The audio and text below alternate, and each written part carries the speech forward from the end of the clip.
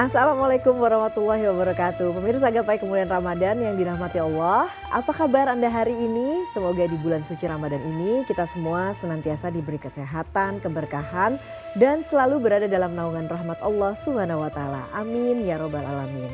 Alhamdulillah, senang sekali saya Eva Yunizar dapat kembali hadir menemani Anda dalam program kesayangan kita, Gapai Kemuliaan Ramadan. Selama 45 menit ke depan, insya Allah kita akan membahas berbagai persoalan fikih, adab dan juga tauhid yang insya Allah akan menambah pemahaman dan keimanan kita, khususnya di bulan yang penuh ampunan ini. Dan seperti biasa, tentunya saya tidak sendiri. Hari ini telah hadir bersama saya di studio, ada gurunda kita, Kiai Haji Muhammad Faiz. Assalamualaikum Kiai, bagaimana kabarnya Kiai? Waalaikumsalam warahmatullahi wabarakatuh. Alhamdulillah baik, sehat. Alhamdulillah, insya Allah puasanya lancar ya hari ini ya Kiai ya. Amin. Baiklah pemirsa, bagi Anda yang juga ingin berpartisipasi ataupun juga Anda ingin bertanya, jangan ragu untuk kirimkan pertanyaan Anda dalam bentuk video melalui nomor WhatsApp yang tertera di layar kaca. Baiklah, bahasan pertama kita kali ini adalah terkait teladan Rasulullah sebagai suami dan ayah. Nah Kiai, bagaimana ini sebetulnya kita bisa belajar dari keteladanan Rasulullah SAW dalam membangun rumah tangga Kiai, baik sebagai ayah ataupun juga sebagai suami Kiai. Inilah sebetulnya keistimewaan Rasulullah. Allah jadikan sebagai utusan, sebagai manusia yang bisa dicontoh oleh manusia lain, itu bukan pada kenabian dan kerasulannya, tapi pada kemanusiaannya. Jadi kalau kita melihat nanti dari banyak sisi kehidupan Rasulullah, itu Nabi menjadi sempurna itu dalam kemanusiaannya. Oleh karena itu misalnya sebelum Ramadan, ini kan dari Isra Mi'raj ya, itu Allah kan bilangnya subhanalladzi asra bi abdihi. Pada puncak prestasi Rasulullah dikaruniai oleh Allah sesuatu yang tidak Allah berikan kepada siapapun makhluknya di dunia ini. Itu Nabi dipanggil sebagai abdun, ya hamba Allah, bukan sebagai Muhammad namanya, bukan sebagai pangkat dan jabatannya Nabi dan Rasul. Oleh karena itu kalau kita melihat Rasulullah itu dari banyak sisi kehidupannya, kita yakin bahwa beliau itu adalah manusia yang paling sempurna dalam kemanusiaannya. Makanya di sini dibutuhkan Nabi itu menikah, Nabi itu punya anak, Nabi itu berdagang, agar semuanya itu bisa kita contoh. Kalau Allah utus malaikat kan kita nggak bisa contoh gitu kan, atau ya malaikat kan tidak mau menikah, ini dan sebagainya. Oleh karena itu ketiga pertanyaannya sebagai suami dan ayah, ini kan membangun interaksi baru. Saya dengan istri saya kan tidak ada hubungan apapun sebelumnya, bahkan boleh jadi nggak kenal, ya kan, nanti kemudian melahirkan anak-anak dari hasil pernikahan ini kan yang juga sesuatu yang baru. Oleh karena itu teladan Rasulullah yang pertama kali yang harus kita pegang sebagai kepala rumah tangga, sebagai suami, itu terinspirasi dari hadis Nabi itu sendiri. Dulu Nabi itu mengingatkan para suami, Mbak Eva. Kata Nabi itu, istausu bin nisa'i khairan. Saya itu wasiat betul, pesan banget agar kalian itu memperlakukan perempuan itu dengan baik. Maka sahabat bilang, kenapa Rasulullah? Fa'innakum, karena kalian itu akhadtumuhunna, mengambil mereka, saya ngambil istri saya, kan dari mertua saya, itu biamanah.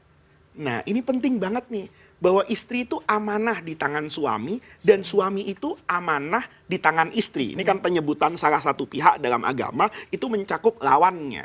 Jadi kalau disebutkan suami, ya istri punya kewajiban yang sama pada perilaku dan interaksi rumah tangganya. Amanah, dulu saya ngaji sama guru saya. Bahkan ada karya guru saya Prof. Quraish Shihab itu yang bagus sekali menulis tentang pengantin Al-Quran. Itu pedoman banget. Kata Nabi, kamu ngambil istrimu dulu dari rumah istrimu itu, biamanah. Nah guru saya dulu pesan gini, Faiz, kalau kamu mau sukses menjalankan amanah, itu ingat akar kata amanah sendiri. Saya bilang, apa itu guru? Ini buat mereka yang di pesantren belajar ilmu bahasa Arab namanya sorof. Ditasrifkan, amanah itu seakar dengan kata-kata iman dan seakar dengan kata-kata aman. Iman itu artinya kepercayaan. Kalau Anda ingin sukses sebagai suami, maka tanamkan kepercayaan kepada istri bahwa Anda itu tidak akan pernah mencelakakan dan membuat istri Anda menderita. Kalau saya ingin menjadi ayah yang baik, saya harus tanamkan sama anak saya.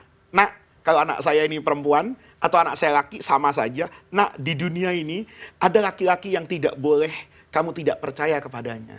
Karena dia sayang kepadamu bahkan sebelum kamu dilahirkan. Itu adalah siapa? Ayah. Iya. Oleh karena itu, kalau membangun yang pertama ini dari iman, kepercayaan, itu kan rumah tangga jadi tenang. Iya. Saya kemana-mana tuh sekarang sering sarungan. Jadi istri saya tenang kalau ditinggal saya. Kenapa? Oh, suaminya ini potongannya kayak mau ngaji gitu ya. Walaupun ada teman saya yang nakal juga. Dia bawa celana tapi diumpetin. Nah, ini artinya, ini modal kan, modal dasar. Saya katakan sama istri saya kegiatan saya sehari ini ada di sini, kamu bisa lihat. Nah, ketika sudah seperti itu, maka saya menanamkan iman, kepercayaan kepada istri saya. Kalau sudah ada kepercayaan, maka yang lahir itu aman. Rasa kedamaian. Kita kan gitu Mbak Eva, naik transportasi, kadang-kadang saya juga sebagai muslim tuh sering salah juga. Kalau naik pesawat yang bagus, ya kan, apalagi yang baru, lupa nggak baca doa. Tapi kalau pesawatnya itu kecil, itu dari awal udah doa terus. Kan gitu Mbak Eva. Nah, kita sering salah di situ. Nah, oleh karena itu, kenapa sebetulnya ketika pesawatnya besar, kita tahu ini penerbangan yang safety, selama ini punya rekam jejak, kita kan sudah menanam, kita udah percaya tuh. Kalau sudah percaya, jadi timbul rasa aman. Nah, ini kunci. Ayah juga gitu. Ayah tuh selalu memberikan kepercayaan kepada anaknya. Bahwa semua yang saya katakan, nak, itu bukan karena apapun. Itu karena kecintaan saya sama kamu. Ayo sekarang kamu menangis. Karena orang yang menangis nak di masa mudanya, itu akan tertawa di masa tuanya. Orang itu akan menjadi bahagia. Kalau dia nanti di masa tuanya, itu akan tertawa mengingat masa-masa yang dulu dia menangis. Daripada dibalik. Dia nanti di masa yang akan datang, nak, menangisi apa-apa yang dulu dia tertawa. Ketika saya menanamkan hal seperti ini kepada anak saya, maka ketika anak saya malas belajar, mungkin di sana ada harus bentakan. Dengan intonasi yang keras, anak saya menjadi yakin, nak, bapak juga dulu sama kakek dibegitukan. Sehingga bapak bisa seperti yang kamu lihat hari ini. Nah, ketika kemudian kita bisa menanamkan iman, kepercayaan, maka Mbak Eva, saya itu penting banget ya, orang tua tuh jadi orang tua yang baik gitu. Saya sampai hari ini ya, nggak sombong lah, udah ngisi gapai kemuliaan, boleh lah sombong sedikit.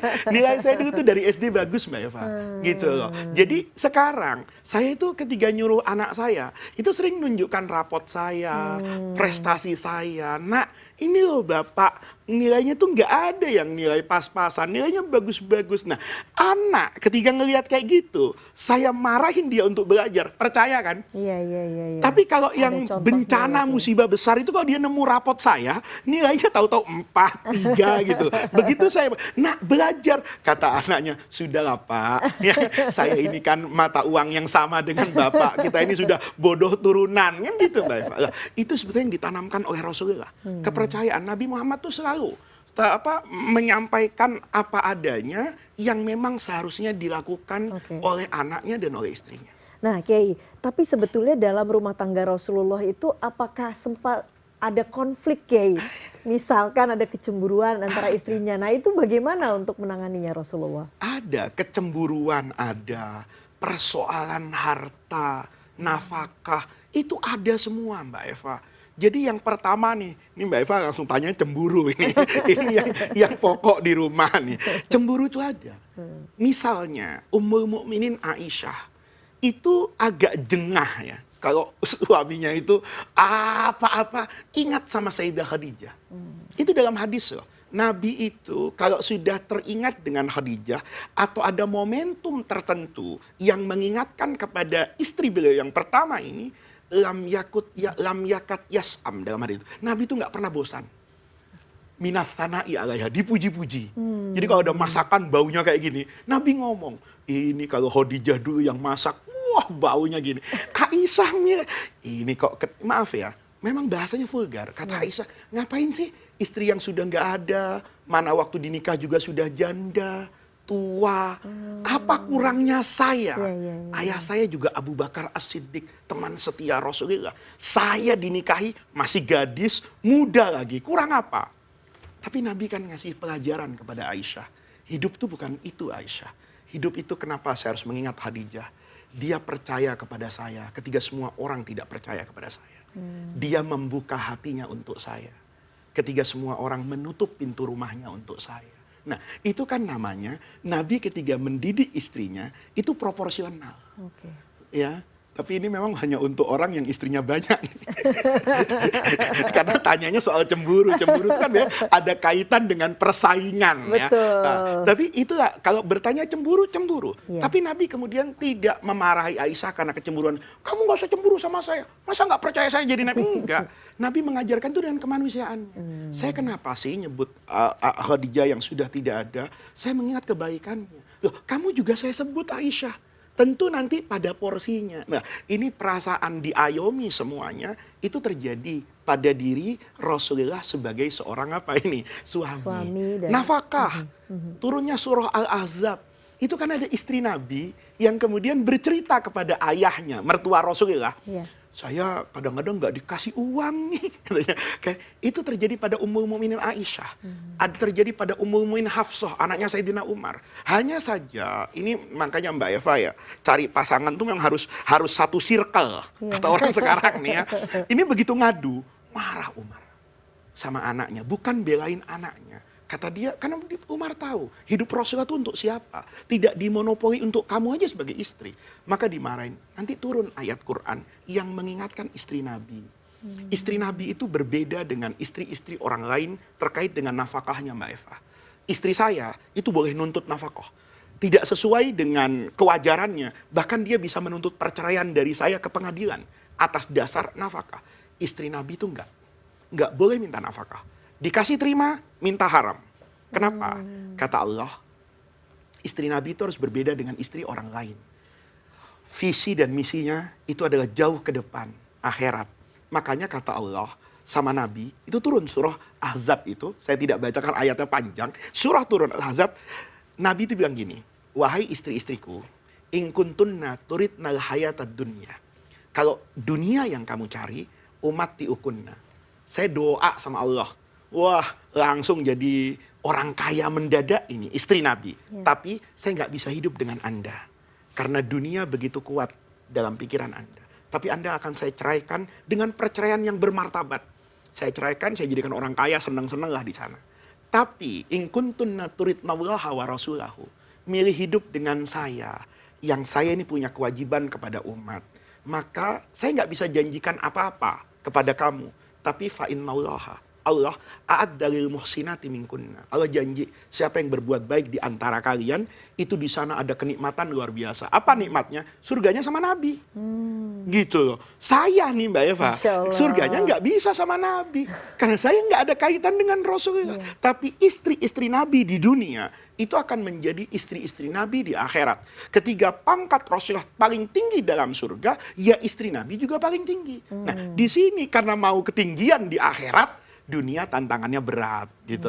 Nah, itu yang Rasulullah janjikan kepada istrinya. Jadi, bukan Nabi tidak mau memberikan nafkah. Nabi mendidik. Loh, kalau cuma dunia, 60 tahun habis. Ya, punya uang kalau giginya sudah nggak ada juga makan bubur, ya kan? Kalau matanya sudah kabur juga mau wisata kemana, kan gitu toh? Nah, oleh karena itu kata Rasulullah sebagai suami dan sebagai ayah, sebagai istri, itu mendidik anak-anaknya. Jadi keteladanan itu dibangun yang pertama dengan iman, yang kedua dengan ilmu.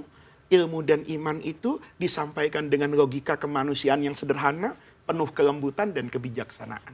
Oke, baiklah Kiai. Begitu banyak keteladanan Rasulullah yang begitu singkat ya Kiai ya. Saya yakin pasti akan lebih banyak lagi yang akan dibahas. Tapi kita akan break dulu Kiai. Kita akan bahas keteladanan Rasulullah yang lain. Ini tadi porsinya sebagai ayah dan suami. Selanjutnya kita juga ingin mendengar bagaimana keteladanan Rasulullah sebagai seorang pedagang Kiai ya. Tapi kita akan break dulu. Jangan kemana-mana. Gapai Kemuliaan Ramadan akan segera kembali sesaat lagi.